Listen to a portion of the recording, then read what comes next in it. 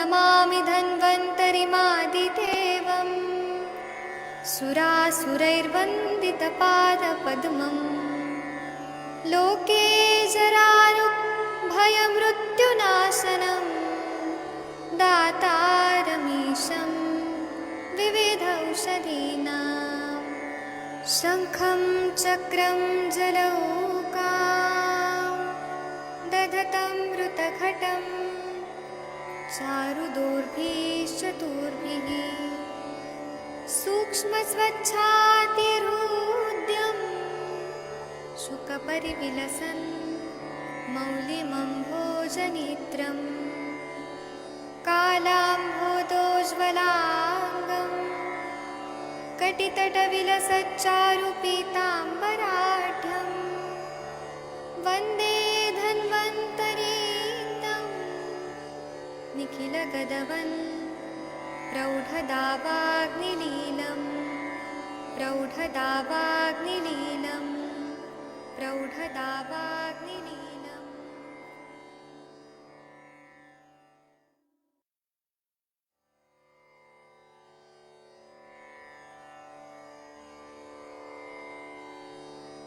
ॐ नमामि धन्वन्तरिमादिदेवम् सुरासुरैर्वन्दितपादपद्मम् लोके जरारुभयमृत्युनाशनं दातारमीशं विविधौषधीनां शङ्खं चक्रं जलौकां दधतं मृतघटं चारुदोर्भिश्चतुर्भिः सूक्ष्मस्वच्छातिहृद्यं शुकपरिविलसन् मौलिमम्भोजनेत्रं कालाम्भोदोज्ज्वलाङ्गं कटितटविलसच्चारुपीताम्बराढ्यं वन्दे धन्वन्तरीतं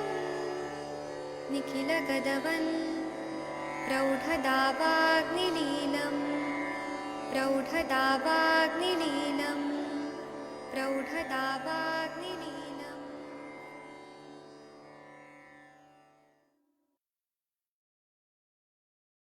प्रणाम सभी लोगों को। मैं वैद्य अरविंद पाठक आप सभी लोगों का स्वागत करता हूं। सभी लोगों को कोटि कोटि प्रणाम करता हूं। आइए आज हम लोग प्रेगनेंसी और जब गर्भिणी अवस्था रहती है उस टाइम पे, और जब लैक्टेशन का पीरियड होता है, सूतिका परिचर्या के बाद का काल, जब स्तन्य प्रवृत्ति होती है, तब क्या क्या करना चाहिए, और उसके साथ में आयुर्वेदिक दवाइयां क्या देनी चाहिए, क्या प्रोटोकॉल होना चाहिए। जैसे कि मॉडर्न में एलोपैथी के डॉक्टर्स हर चीज का प्रोटोकॉल बनाते हैं, तो आयुर्वेद का प्रोटोकॉल क्या होना चाहिए, ये सिंपल सिंपल लैंग्वेज में मैं बताऊंगा। ये चीजें बताई नहीं जाती है, कॉलेजेस में सिखाया नहीं जाता है। इतना आयुर्वेद को कॉम्प्लिकेटेड बना के रख दिया गया है ना, तो हम लोग सिंपल सिंपल चीजों में उसको पढ़ेंगे। और ये आज का लेक्चर आप सभी को काम आएगा। आप लोग इनका प्रयोग करते भी हैं, लेकिन एक सिस्टमेटिक वे से मैं इसको बता रहा हूँ। जब भी प्रेगनेंसी रहती है, ऐसा पता चलता है कि यूरिन प्रेगनेंसी टेस्ट है वो पॉजिटिव आ गया है, सोनोग्राफी में भी पता चल जाता है, तो शुरुआत से ही हमें मासानुमासी कषाय है वह दे देना चाहिए।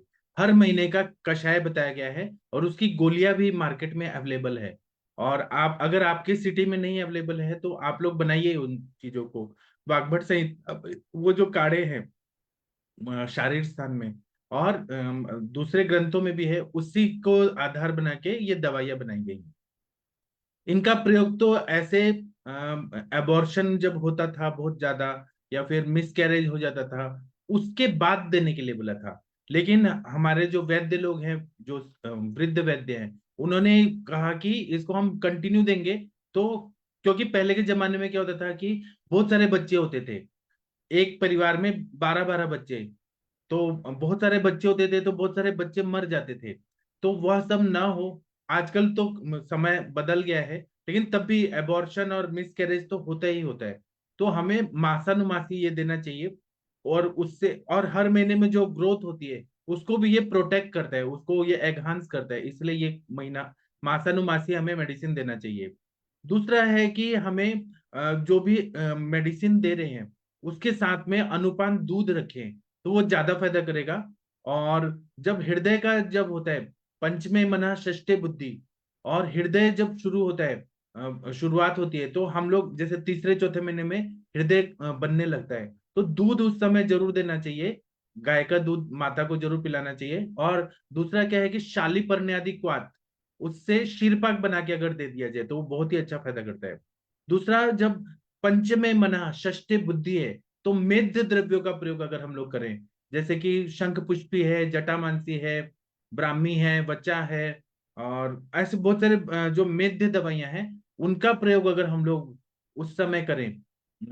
वचा तो बहुत ही, हैमवती वचा होता है, वो बहुत ही अच्छा होता है, कम मात्रा में दे। मेद्य द्रव्यों का प्रयोग अगर हम लोग करें, जब पंचमे मना षष्ठे बुद्धि जब बोला है हमारे आचार्यों ने, और हमारे आचार्य लोगों को हर चीज पता था, आत्मा परमात्मा मन बुद्धि महत बुद्धि अहंकार, जो सूक्ष्म सूक्ष्म विषय सब मालूम था।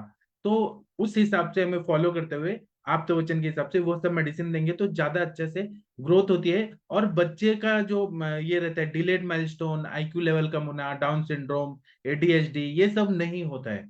अगर इसका हम लोग अगर वर्तन मतलब करें अपने हर पेशेंट को दे, तो वो फिर फैल जाएगा कि इनके पास ऐसी दवाई है कि बच्चा कोई मानसिक विकृति नहीं होगा, शारीरिक विकृति नहीं होगा।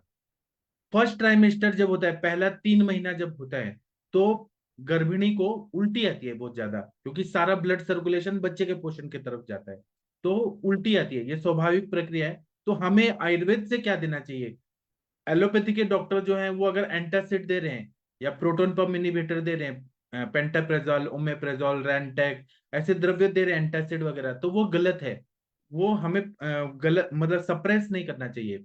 हम लोग क्या देते हैं जिससे नेचुरल वे से जो उल्टी आ रही है, गर्भिणी छर्दी बोलते हैं, उसमें क्या फायदा हो, तो उसके लिए लोहा लिए, लोहे का कोई भी चीज लें, जैसे ये जो कलछुल वगैरह रहता है या चम्मच, उसको पूरा गर्म करना है, तपा के और पानी में बुझा देना है।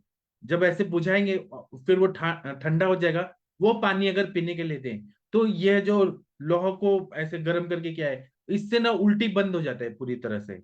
उसी तरह से आंवला जो होता है, आंवले का पाउडर अगर मिलता है तो, या आंवला कैंडी मिलता है सुखाया हुआ, और सिंधन मग, इसको दिन में 3 बार अगर दे दिया जाए, या एसओएस दे दिया जाए, जैसे जरूरत है वैसे दे दिया जाए, तो गर्भिणी छर्दी में 100% फायदा होता है। उसी तरह से एक हिमालय कंपनी का आता है, ऐसे बोलना नहीं चाहिए लेकिन मैं कंपनी का बताता हूँ, वॉमिट टैब करके एक दवाई आता है हिमालय कंपनी का, वह भी बहुत ही अच्छा काम करता है। मयूर पिच्छा मशी, जो डॉक्टर हरीश बत्रा जी है ना, उनके घर के आसपास आप देखिएगा, वो जहाँ रहते हैं द्वारका दिल्ली में, वहां पे इतने सारे मोर के मोर रहते हैं, पिकॉक रहते हैं, तो बहुत सारे पंख गिरे हुए रहते, तो वो लेके आए मेडिसिन के पर्पज से, और उसको जला के मशी बनाए, और वह एक एक चुटकी के मात्रा में शहद के साथ दे, तो फर्स्ट ट्राइमेस्टर में जो उल्टी आ रही है वो पूरी तरह से ठीक हो जाता है। इसी तरह से योनि भाग में, वजाइना में, शहद का पिचू ऐसे मिक्स करके और वह रखते हैं, और इतना अच्छा फायदा होता है ना शहद का। अगर पिचू केवल योनि भाग में रखे, प्रेगनेंसी है तो भी ठीक है, कोई बात नहीं, वहां रख देने से उल्टी बंद हो जाती है, उसका इफेक्ट डायरेक्ट अग्नि पे पड़ता है और उल्टी बंद कर देता है। इसी तरह से अगर रेचन करना है फर्स्ट ट्राइमेस्टर में, हमें पेट साफ करना है, अगर कॉन्स्टिपेशन हो रहा है, तो त्रिफला नहीं देना चाहिए, हमें आमलकी का चूर्ण देना चाहिए, वो सेफ रहता है। आंवला का चूर्ण भी देंगे ना तो पेट अच्छे से साफ होगा।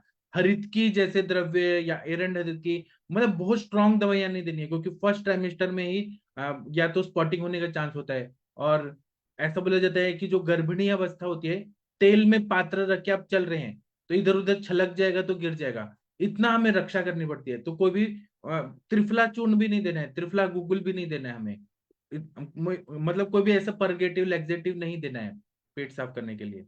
ठीक है, आंवला का चूर्ण काफी है, या आंवला का स्वरस निकाल के दें, उससे अच्छे से पेट साफ होता है। और नहीं तो मनुका जो है, काला किशमिश जो है, उसको भिगो के रखें और वो दें, उससे भी अच्छे से पेट साफ होता है। इसी तरह से जब 8वां महीना जब हो जाता है, थर्ड ट्राइमेस्टर, तो हम लोग रेगुलरली रोज का रोज एरंड तेल दे सकते हैं, उससे कोई भी व्यापक नहीं होता है, लेकिन वह भी कम ही देना चाहिए, क्योंकि आप लोगों ने देखा होगा एलोपैथी के भी गायनेकोलॉजिस्ट, अगर पूरा फुल टर्म हो गया है, तो वो प्रेगनेंसी को जो लेबर पेन शुरू होता है उसको एनहांस करने के लिए वो लोग एरंड तेल ज्यादा मात्रा में पिलाते हैं, 4-5 चम्मच या 50 ml तक पिला देते हैं, तो पेन शुरू होता है। हमें 1 चम्मच 2 चम्मच काफी है पेशेंट के हिसाब से। हम लोग 8वें महीने से कंटिन्यू दे सकते हैं अगर जरूरत पड़ रही है तो। अगर कॉन्स्टिपेशन नहीं है तो फिर हमें जरूरत नहीं है। खाने में अगर तक्र का सेवन कर रहे हैं, हल्का खाना खा रहे हैं, सुबह जल्दी उठ रहे हैं, लेट तक नहीं सो रहे हैं, तो अपने आप पेट साफ होता है। अग्नि को अच्छा रखा तो पेट साफ होता है। उसी तरह से अपथ्य क्या होता है? तो अगर हम बैठ रहे हैं तो वो माता को ये बोलना है कि आप बैठ रही हैं ना, तो पैरों को क्रॉस करके नहीं बैठना है। और जो सब्जियां होती हैं उसमें तोंडली को क्या बोलते हैं कंचन में? तोरई बोलते हैं। तो वो तोरई का सब्जी नहीं खाना है, वो गर्भपातक होता है। तोंडली मराठी में बोलते हैं, उसको नहीं देना है। अगर मैं गलत हूं तो आप मुझे रोकिए या चैट बॉक्स में लिखिए। तोंडली की भाजी नहीं देना अजीबत, ठीक है। और लाल कपड़े नहीं पहनना है। लाल कपड़ा जो रहता है वो बहुत सारा निगेटिव एनर्जी और विभत्सता उत्पन्न करता है। तो पूरा गर्भिणी अवस्था में लाल कपड़ा नहीं पहनना है। लाल कपड़ा पहनते कब है? जब शादी ब्याह होता है तो लाल जोड़ा पहनते हैं, लेकिन प्रेगनेंसी में नहीं पहनना है।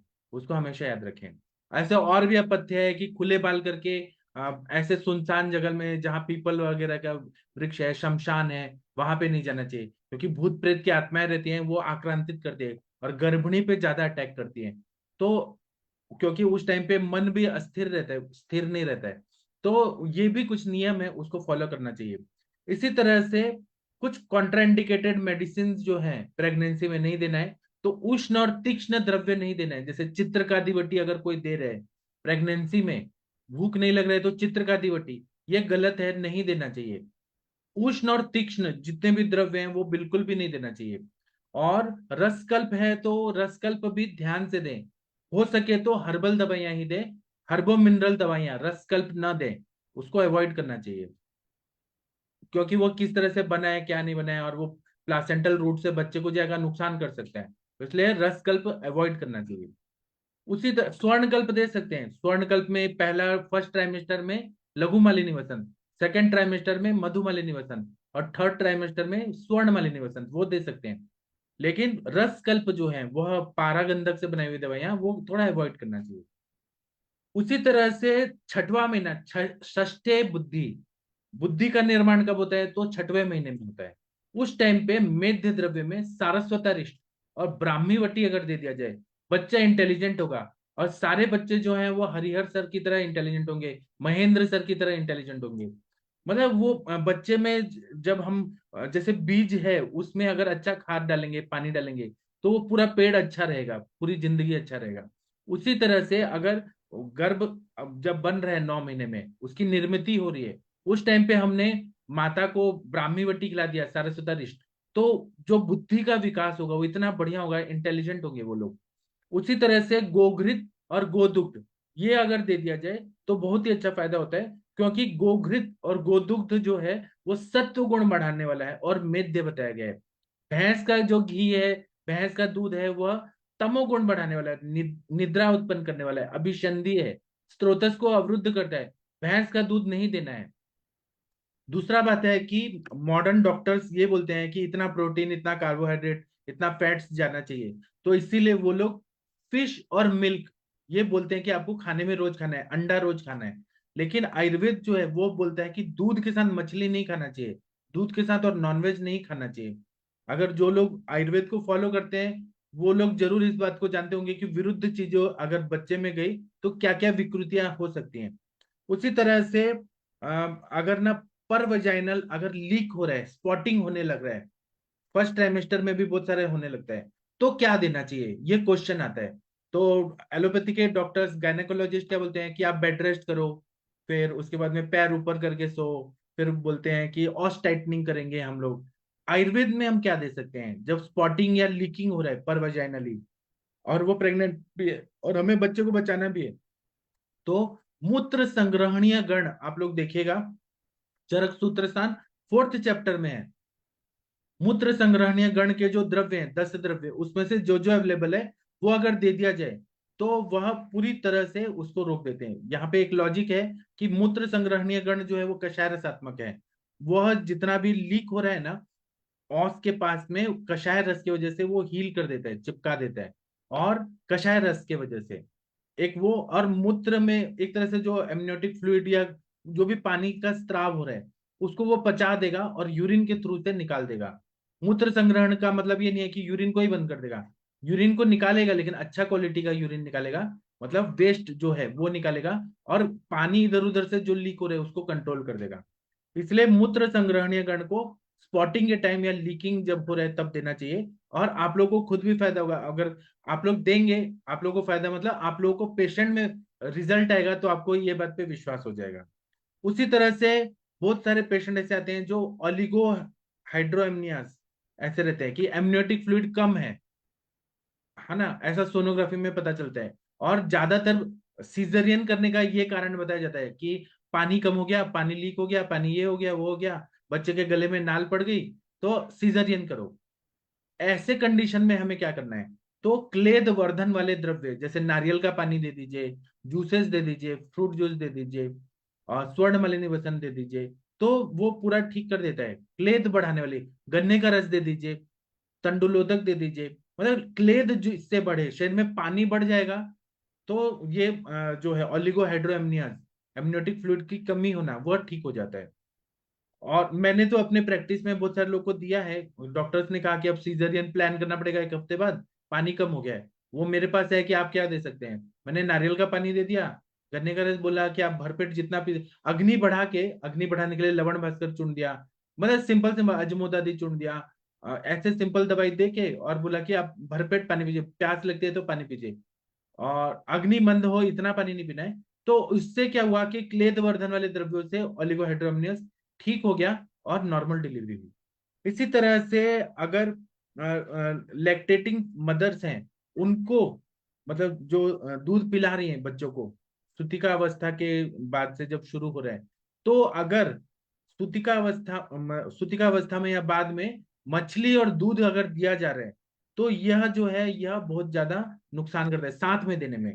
लेकिन अलग अलग दे दिया जाए, जो लोग मछली खाते हैं, अब बंगाल के लोग को या कोंकण के लोगों को तो अगर देखें तो सब लोग मछली खाते ही हैं, पूरा कोस्टल एरिया में जितने लोग हैं ज्यादातर तो मछली खाते ही हैं। मछली खाएं और दूध का भी सेवन करें अलग टाइम में, तो इससे लैक्टेटिंग फीमेल्स में दूध ज्यादा बढ़ता है। इसके अलावा और क्या दवाइयां हैं, तो सब लोग मालूम होगा कि शतावरी घृत देते हैं या शतावरी ग्रैन्यूल्स देते हैं दूध के साथ, तो उससे दूध बढ़ता है। लेकिन इसके अलावा और क्या है, इसके अलावा भी हमें मालूम होना चाहिए, तो पंचजीरक गुड़म जो है वह बहुत ही अच्छा दूध बढ़ाने के लिए काम आता है। या फिर हम लोग सौभाग्य शुंठी पाक जो है, वह सूतिकावस्था की बहुत ही अच्छा अवलेह फॉर्म में दवाई आता है, तो उसका प्रयोग अगर कर दिया जाए तो लैक्टेटिंग मदर, और शुंठी जो है वो बहुत ही अच्छा है, गर्भाशय पे भी काम करता है, स्तन्य की शुद्धि भी करता है, दीपन पाचन कार्य भी करता है, इसलिए सौभाग्य शुंठी पाक का प्रयोग करना चाहिए। चलिए अभी मैं ब्रेक लेता हूँ। कंचन मैडम आप कुछ बोलना चाहेंगी इस टॉपिक पे, आपका कुछ अनुभव है तो कृपया शेयर करिए। नहीं तो प्रणाम हाँ, आपको कुछ बोलना है तो मैं आपको क्यों बुलाता हूँ, क्योंकि लोगों का डिमांड है कि हमें कंचन मैडम का सुनना है। सर। जी सर। जी आप बहुत अच्छा बता रहे थे सर, हर एक पॉइंट को आप क्लियर करते हो हमेशा। और आपने ये सच में इतनी अच्छी बात बताई मूत्र संग्रहणीय ग्रंथ की, ये हम भी अप्लाई करेंगे। क्योंकि देखो हमने शास्त्र में पढ़ा है पर मूत्र संग्रहणीय गण को बस मूत्र के हिसाब से ही हम लेते हैं। पर हमारे वृद्ध वैद्यों ने भी वहां पे इनोवेशन किया ही ना। मतलब आप जो आपकी जो वटी है वीरेशन वटी, आप भी कुछ इनोवेटिव करने की कोशिश करते हो, उससे हमें फायदा हो रहा है। मतलब हमें ऐसे सोचना ही पड़ता है, हमारे शास्त्र में भी बोला ही गया है कि युक्ति प्रमाण। तो हमें युक्ति करके ही पेशेंट को ठीक करना पड़ता है। बहुत अच्छा लेक्चर था सर आज का भी, मतलब अभी भी चल रहा है। और मेरे पास भी, मतलब मैं पूरी गायनेक प्रैक्टिस नहीं करती हूँ पर मेरे पास भी पेशेंट आती ही है गायनेक के। तो जैसे आपने बोला कि अमनियोटिक फ्लूइड जो है वो एकदम कम हो रहा है, और बोला जाता है कि अभी बच्चे मतलब 7वां महीना है, तो उसमें हम सीजर करके निकाल भी नहीं सकते क्योंकि बच्चे का ग्रोथ भी पूरा हुआ नहीं रहता है। तो ऐसे केस में हाँ मोस्टली मैं पानी जिसमें ज्यादा होता है ऐसे ही द्रव्य बोलती थी। पर आपने ये बहुत अच्छा बता दिया अभी, जैसे मैं भी नारियल का यूज करती थी, मैं वहां पे मखाना यूज करती थी। हमारे ड्राई फ्रूट्स में जैसे ये खजूर होता है, वो भी मैंने काफी यूज किया है। मैंने बोला मतलब मैं तो नारियल के लड्डू बना के रखने के लिए बोलती थी पेशेंट को, दूध वगैरह पिलाती थी। पर कभी कभी मुझे रिजल्ट आता था और कभी भी कभी नहीं आता था। इसमें आपने ये जो बात बताई इसमें बहुत अच्छा लगा है कि मैं आगे समझो एक आधा पेशेंट आता है तो मैं यहाँ पे वो ट्राई करूँ। और हम बहुत बार मतलब जैसे पेशेंट, बिल्कुल आपने बिल्कुल हर बात, हर महीने का आपने जैसे बताया मासानुमासिक का वटी यहाँ पे मिलती है, वो भी मैंने काफी यूज की है। और सच में जब बच्चा पैदा हो जाता है ना तो इतना हेल्दी होता है उसके बाद, क्योंकि उसको उसके पूरे धातुओं का पोषण इतने अच्छे से मिलता होता है।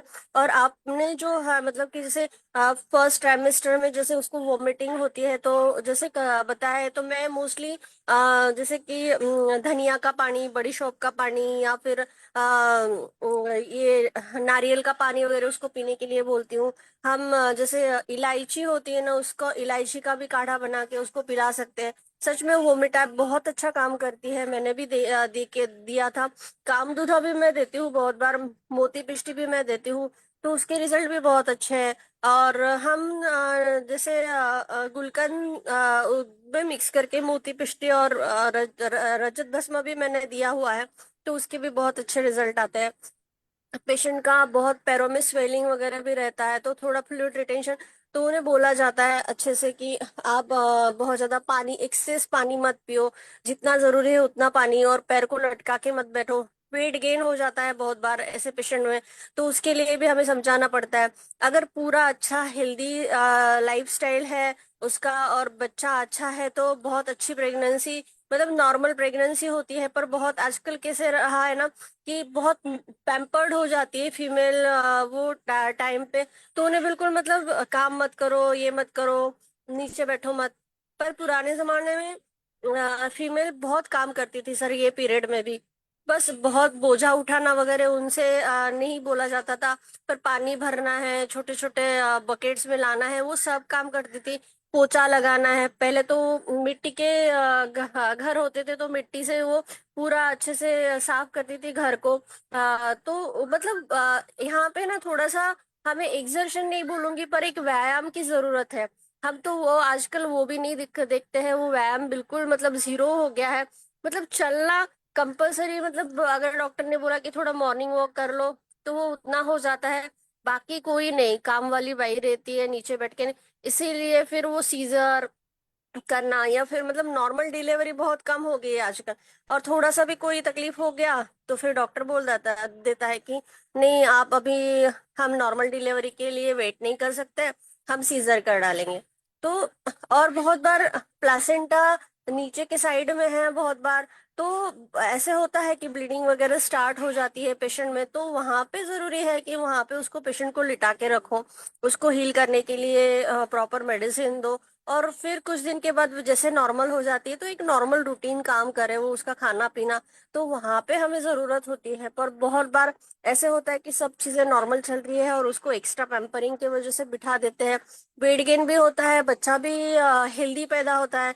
बहुत बार ऐसे मैंने देखा है कि आफ्टर मतलब ड्यूरिंग प्रेगनेंसी कभी कभी फीमेल्स में थायराइड आ जाता है, बच्चे में भी आ जाता है, मतलब उसकी डिलीवरी होने के बाद, बच्चे का बर्थ होने के बाद।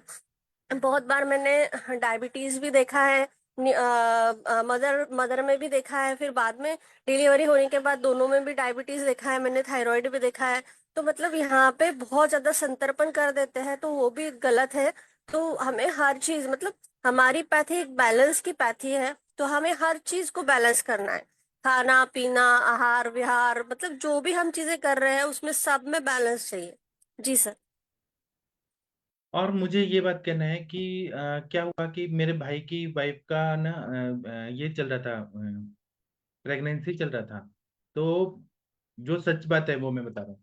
तो ईडीडी बता दिया था डॉक्टर ने, तो डॉक्टर के पास गए तो उन्होंने कहा कि बच्चे का तो ये आया ही नहीं, वर्टेक्स प्रेजेंटेशन हो ही नहीं रहा, तो हमें तो सिजेरियन करना पड़ेगा, और ईडीडी भी आ रहा है, बच्चे का ग्रोथ भी हो गया है।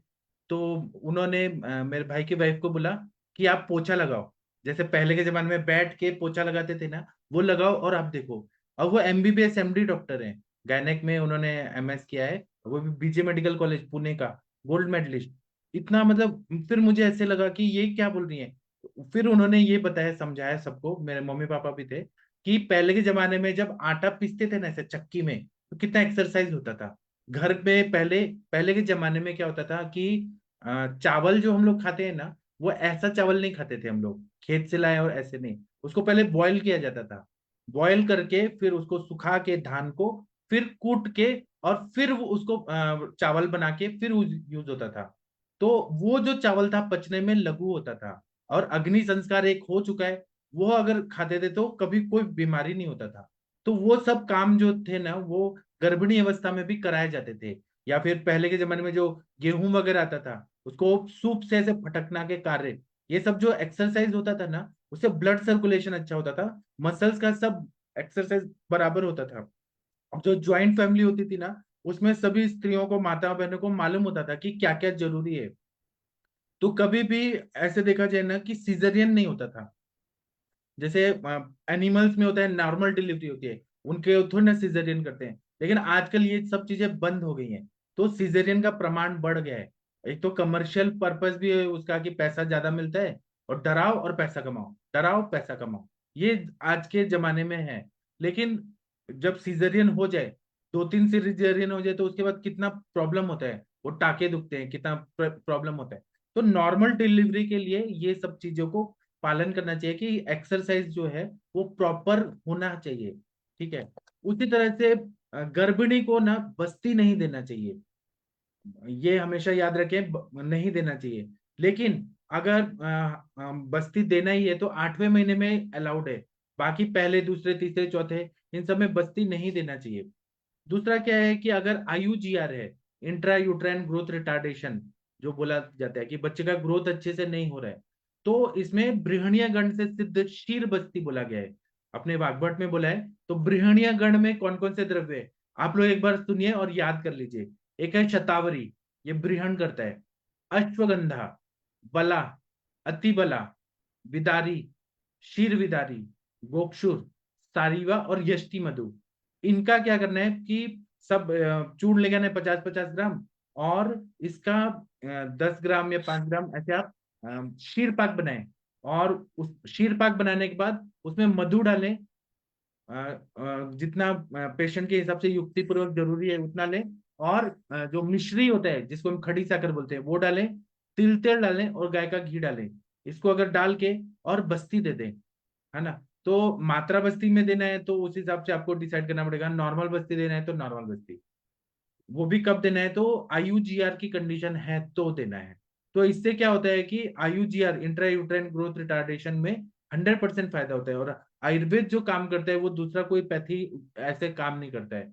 इसलिए शतावरी, अश्वगंधा, बला, अतिबला, विदारीकंद, क्षीर विदारी, गोक्षुर, सारीवा और यष्टि मधु, मुलेठी, इनका शीर पाक बना के मधु लेना है, मिश्री लेना है, तिल तेल लेना है, और गोघृत, गाय का घी, इसका बस्ती देना है। तो बृहणीय शीर बस्ती होता है बृहणीय गण का। इससे 100% IUGR, इंट्रायूट्राइन ग्रोथ रिटार्डेशन में फायदा होता है। और बहुत सारे लोगों के फैमिली हिस्ट्री होती है कि प्री मैच्योर डिलीवरी ऐसा हो जाता है, उसमें भी अगर ये दे दिया जाए तो बहुत अच्छा फायदा होता है।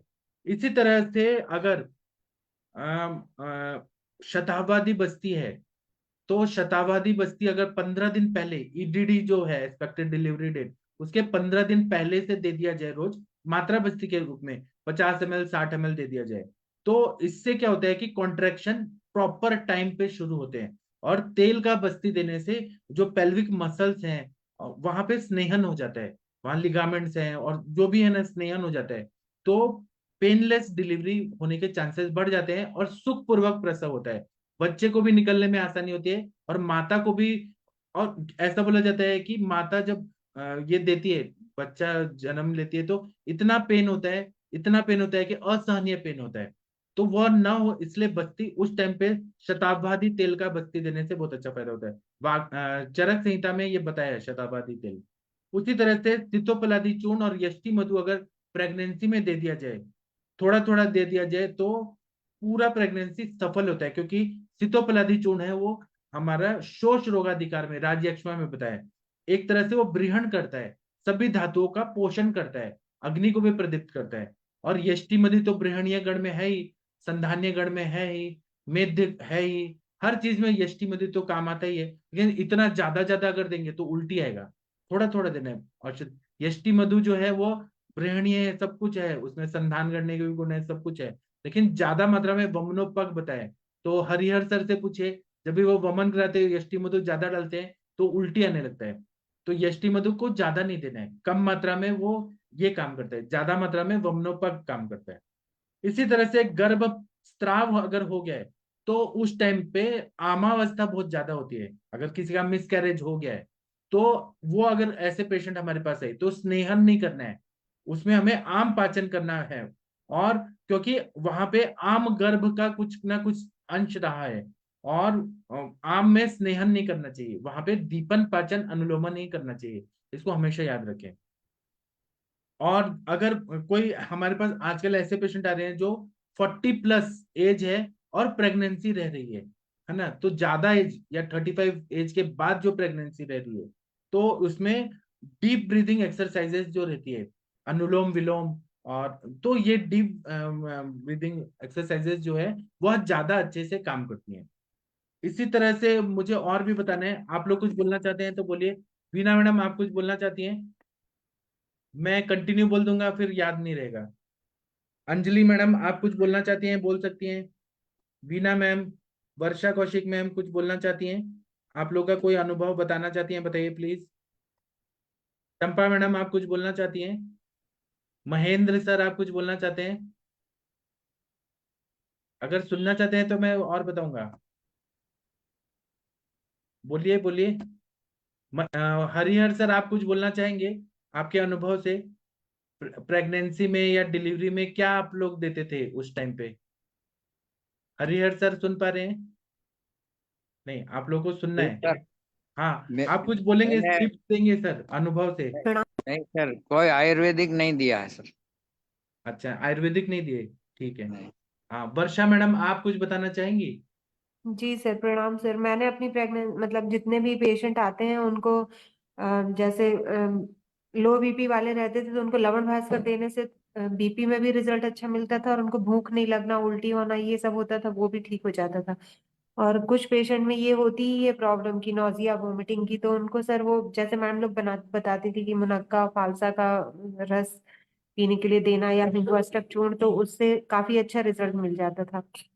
कुछ पेशेंट ऐसे थे सर जिनको मैंने मतलब शुरुआत से, जैसे एक फीमेल का फोन आया था कि उनके उनको ना बेबी मतलब जो हो वो लड़की चाहिए थी, तो वो जो शुश्रुत में फार्मूला लिखा है ना, मैंने उस टाइप से उनको करने को बोला, तो सच में उनको बेटी ही हुई है। और पूरे शुरू से लेके लास्ट तक उसको फलघृत खिलाया था और ब्रह्म रसायन, तो उसकी बेटी बहुत एक्टिव भी है। मतलब 3 महीने में ही पलटना, उसका डेवलपमेंट थोड़ा सा अलग टाइप का है, मतलब आईक्यू लेवल भी बहुत अच्छा है। तो ऐसे मतलब किया जाए अगर तो होता है सच में, मतलब जो भी लिखा है वो सही होता है। जी, बहुत अच्छा बताया आपने। लेकिन हमें बेटा बेटी करने का नहीं देना चाहिए, कानूनी रूप से वो गलत है, लेकिन आपने मैंने ठीक है। बताया नहीं था, मैंने उसको कोई मेडिसिन भी ऐसे नहीं बोली, बस मैंने उसको बोला कि अगर तुम्हारी इतनी इच्छा है तो तुम अपने मन में रोज यही दोहराना कि मुझे बेटी चाहिए, भगवान से रोज प्रे करना। और जी बस वो मतलब इस उस डेट, उसको ऐसा नहीं बताया था मैंने कि तुमको ऐसा करना है, बस मैंने उसको डेट बताई थी कि तुम इस डेट पे ही कांटेक्ट करना, तो वो हो गया। मतलब प्रैक्टिकल मेरे लिए था, उसके लिए नहीं था। प्रैक्टिकल एक और बात बताता हूँ। मेरे एक क्लासमेट का शादी हुआ ना, तो उसको बचपन से ये मन था कि मेरे 2 जुड़वा बच्चे होने चाहिए। तो उसकी शादी हुई ना, तो वो क्या करता था, अपनी वाइफ को हमेशा ये बोलता था 2 बच्चे चाहिए, चाय लेके आई 2 बच्चे चाहिए, हर समय खाना लेके आई 2 बच्चे चाहिए, और सच में उसको जुड़वा बच्चे ही हुए। ऐसे होता है क्या? हाँ सर, होता है ना, मतलब इसका एक लॉ ऑफ अट्रैक्शन भी कह सकते हैं, या फिर एफर्मेशन, मतलब आपकी जो तीव्र इच्छा होगी वैसा ही होगा। अच्छा, तो वो हर समय 2-2 बोलता था, ट्विंस चाहिए ट्विंस चाहिए, और सच में ट्विंस ही हुए, और एकदम हेल्दी है। जी। हाँ। अभी किसी ने फेसबुक पे लिखा है, कोई सर ने लिखा है कि गर्भिणी सर्दी में मादी फल रसायन देना चाहिए। वो बहुत ही अच्छा बताया है उन्होंने। डॉक्टर प्रशांत भट्ट जी ने लिखा है, वॉमिटेप चरक कंपनी का आता है। डॉक्टर स्वाति बर्वे जी बोल रही हैं कि अरिष्ट दे सकते हैं, हाँ दे सकते हैं, आसवरिष्ट दे सकते हैं। डॉक्टर नंद कुमार माली जी बोल रहे हैं दुर्वा सोरस यूज करते हैं क्या? स्पॉटिंग में करते हैं। प्रजा स्थापन गण जो है उसमें दुर्वा बताया है, प्रजा को स्थापित करना, उसमें दुर्वा बताया है। दुर्वा है, ब्राह्मी है, शतावरी है, ऐन्द्री है, दुर्वा तो है ही, उसका प्रयोग कर सकते हैं। इन्होंने लिखा है काली मिट्टी का लेप अधोनाभि पर लगा सकते हैं, वो भी बहुत अच्छा काम करते हैं। उन्होंने पूछा है आईयूजीआर में क्या क्या कर सकते हैं। IUGR में फर्स्ट ट्राइमेस्टर जो होता है पहला 3 महीने का, उसमें लघु मालिनी वसन, सेकंड ट्राइमेस्टर में मधु मालिनी वसन, और थर्ड ट्राइमेस्टर में स्वर्ण मालिनी वसन देने से बहुत अच्छा फायदा होता है। और बाकी हमें बृहणीयगण का जो शीर बस्ती बताया वो देने से फायदा होता है। बृहणीयगण का अगर कोई अवलेह फॉर्म में, जैसे अश्वगंधा अवलेह दे दिया आपने, ये सारीवादी वटी दे दिया, ऐसे कुछ भी द्रव्य चूर्ण फॉर्म में दे या कोई अवलेह फॉर्म में दे या घृत फॉर्म में दे, शतावरी घृत दे दें, शतावरी कल्प दे दें, तो वह बढ़ा देता है। इन्होंने बोला है मधुमालिनी वसंत यूज कर सकते हैं क्या? हाँ कर सकते हैं। और क्या बोला है? गर्भपाल रस। गर्भपाल रस बहुत ही अच्छा बताया। गर्भपाल रस तो जिस तरह से द्वारपाल होता है, तो पाल मतलब रक्षा करने वाला, तो गर्भपाल मतलब गर्भ की रक्षा करने वाला, उसको तो देना ही चाहिए। इसी तरह से गर्भिणी में अत्यधिक अगर छर्दी के लक्षण आ रहे हैं तो उसके कुछ कॉजेज रहते हैं। एक होता है थायराइड इम्बैलेंस, जैसे कि कंचन मैम ने बताया कि वो गर्भिणी अवस्था में कुछ नहीं काम करने का, बस बेड रेस्ट करते रहो और बैठे रहो, उससे थायराइड इम्बैलेंस होगा। उल्टा काम करना चाहिए लेकिन हैवी काम नहीं करना चाहिए, हर चीज का नियम होता है। तो थायराइड इम्बैलेंस हो सकता है, एबनॉर्मल रीनल प्रोफाइल हो सकता है, क्योंकि आयुर्वेद में बोला है आज से सुगम स्वप्न सुगम, वो प्रमेह की तरफ संप्राप्ति जाती है। मूत्र वेग का रोक रहे हैं तो क्लेद बहुत ज्यादा बन रहा है और वो किडनी की तरफ जा रहे हैं, तो एबनॉर्मल रीनल प्रोफाइल हो सकता है, उसके वजह से उल्टी आ सकती है। यूरिया क्रिएटिनिन बढ़ गया तो हो सकता है। या एबनॉर्मल लीवर प्रोफाइल, अगर उस टाइम पे वॉमिटिंग बहुत ज्यादा हो रही है और यकृत में इन्फ्लेमेशन हो रहा है, तो उसके वजह से जॉन्डिस हो रहा है, लीवर का कोई भी SGOT SGPT बढ़ा है, GGT बढ़ा हुआ है, सीरम बिलिरुबिन, सीरम वेलिवेटिन, बाइल सॉल्ट, ये सब का अगर वैल्यू बढ़ा है, उसके वजह से भी छर्दी हो सकता है, वो देखना चाहिए। विटामिन B12 की डेफिशिएंसी होना, वह भी कारण हो सकता है। या एबनॉर्मल एम्ब्रियो अगर हुआ, जिसको हम लोग ये बोलते हैं नागोदर, परिग और शुष्क, अलग अलग जो बोलते हैं ना उपशुष्क, वो जो रहता है, वह अगर एबनॉर्मल एम्ब्रियो का ग्रोथ हो रहा है तो उसके वजह से भी ये गर्भिणी छर्दी ज्यादा दिन तक प्रोलॉन्ग हो सकती है। तो आजकल टेक्नोलॉजी आ गया है, 4D सोनोग्राफी आ गया है, उससे हमें पता चल जाता है सब क्या है क्या नहीं। तब भी अगर छर्दी अगर हो रही है तो कुटज और सुदर्शन घन फांट, सुदर्शन घन दे या फांट दे, उससे वो फायदा होता है। और योनि में 25 cc मधु का लेके और पिचू को डिप करके और पूरा पिचू रख दे वहां पे योनि भाग में, उससे फिर जो अत्यधिक छर्दी है वो लक्षण कम हो जाता है। इसी तरह से अगर ओलिगोहाइड्रोअम्नियाज है, मतलब एमनियोटिक फ्लूइड की कमी है, तो उदुम्बर का पत्ता लेना है और उसका पत्तल बनाना है और उसमें खाने के लिए देना है। और दूसरा क्या है कि एमनियोटिक फ्लूइड को बढ़ाना है, तो चरक संहिता में सूत्र स्थान 4th चैप्टर में तृष्णा प्रशमन गण बताया है। जो प्यास, तृष्णा मतलब प्यास, प्रशमन मतलब उसको रोकता है, तो तृष्णा प्रशमन गण, उसमें क्या है कि जो षडंग पानी के द्रव्य है ना, मुस्ता परपट कोशिरा चंद्रोदित्य नागरे, वो ज्यादातर वो द्रव्य यूज है। तो वो तृष्णा प्रशमन गण जो प्यास को बुझाते हैं, मतलब तृष्णा रोग एक अलग बताया है हमारे माधव निदान में, तो तृष्णा प्रशमन गण का अगर प्रयोग करें तो वो एमनियोटिक जो पानी पियेंगे ना उससे एमनियोटिक फ्लूइड तक वो लेके जाएगा और वो एमनियोटिक फ्लूइड को बराबर कर देगा। इतना वो काम करने वाली चीज है तृष्णा प्रशमन गण। इसी तरह से स्मृति सागर रस अगर दे दिया जाए, मतलब क्या होता है कि हर मेडिसिन जो है उसकी भी स्मृति रहती है। हर वनस्पति जैसे कपास है, मैं एक बात बता रहा हूँ, कार्पास मुलासव हम जैसे दे रहे हैं गर्भाशय के शोधन के लिए, देवदारवा रिच दे रहे हैं, तो वो मेडिसिन को अपना स्मृति बढ़ाना है। तो स्मृति सागर रस के साथ कोई भी मेडिसिन देंगे ना, तो मेडिसिन खुद सोचेगी, उसमें भी क्योंकि जागृत तत्व है उसी को हमने तोड़ के दे रहे हैं, उसमें भी अग्नि देवता और सोम देवता का निवास है ना। तो वो प्रकृति की है वो चीजें, तो उनकी पोटेंसी बढ़ जाती है, उनकी स्मृति बढ़ जाती है। और स्मृति सागर रस अगर हम देंगे कोई भी मेडिसिन के साथ में, तो वह शरीर के अवयव की भी स्मृति बढ़ाएगा, जैसे किडनी की स्मृति बढ़ाएगा, लीवर की बढ़ाएगा, ब्रेन की बढ़ाएगा, हार्ट की बढ़ाएगा, बॉडी में जाके उन ऑर्गन की भी स्मृति बढ़ाएगा, किडनी की भी बढ़ाएगा और मेडिसिन की भी स्मृति बढ़ाएगा। इसलिए इसका प्रयोग करके देखिए, स्मृति सागर रस को अलग मतलब जो भी मेडिसिन दिया जा रहा है, जैसे आप HB बढ़ाने के लिए दाड़िमा वलेह दे रहे हैं प्रेगनेंसी के टाइम पे, या दाड़िमा दिघृत दे रहे हैं, या फिर आप कैल्शियम बढ़ाने के लिए प्रवाल पंचामृत दे रहे हैं, प्रवाल पिष्टी दे रहे हैं, आयुर्वेदिक कैल्शियम और आयरन का वो ना देके आयुर्वेदिक दे रहे हैं, उसके साथ में स्मृति सागर रस दीजिए और फिर देखिए कितना अच्छा फायदा होता है। और गर्भिणी को ऐसा पता चलता है कि मतलब उनको ना प्रेगनेंसी इंड्यूस्ड हाइपरटेंशन हो रहा है, प्रेगनेंसी इंड्यूस्ड ना स्वेलिंग हो रहा है, प्रेगनेंसी इंड्यूस्ड ना वेट बढ़ रहा है, प्रेगनेंसी इंड्यूस्ड ना मतलब स्लीपीनेस, लेजीनेस, लिथार्जी फील हो रहा है। स्मृति सागर रस इतना बढ़िया काम करता है, उसका प्रयोग जरूर करना चाहिए। इसी तरह से मूत्रल कषाय जो है, जैसे त्रिड़िम्ब पंचमूल क्वाथ, पुनर्नवाष्टक क्वाथ, वरुण आदि क्वाथ, जितने भी मूत्रल क्वाथ हैं उनका डबल काम, डबल रोल रहता है। अगर शरीर में ज्यादा क्लेद बढ़ा है, अगर शोथ है, गर्भिणी शोथ है, तो मूत्रल कषाय देने से मूत्र प्रवृत्ति करके और पूरा एक्स्ट्रा जो सेलुलर फ्लूइड है शोथ वो कम कर देगा, यूरिन बढ़ा देगा। लेकिन अगर मूत्रल कषाय को ही ओलिगो हाइड्रोएमनियाज में दे दिया तो वह जो भी हम पानी वगैरह लेंगे, दाल पियेंगे, जो भी लिक्विड फॉर्म में जूस लेंगे, वह उस मूत्र को बैलेंस कर देता है शरीर में। दोष धातु मलामूलम ही शरीरम, मूत्र भी एक प्रमाण में रहना चाहिए हमारे शरीर में, है ना, और मल भी रहना चाहिए, स्वेद भी एक प्रमाण में रहना चाहिए। तो ये मूत्रल कषाय ओलिगो हाइड्रोएमनियाज में देते हैं, ड्यूअल फंक्शन, ये हमारे शरीर में साम्यावस्था ला देते हैं। अगर आप जैसे एलोपैथी का कोई भी लैक्सेटिव सॉरी डायूरेटिक लेंगे, है ना, लैसिक्स वगैरह लेंगे, वो क्या करते हैं, निचोड़ के पूरा यूरिन को बाहर फेंक देता है। लेकिन आयुर्वेदिक चिकित्सा इतना कारगर है कि शरीर में मूत्र का प्रमाण अच्छा करता है और ओलिगोहाइड्रोअम्नियाज में भी फायदा करता है।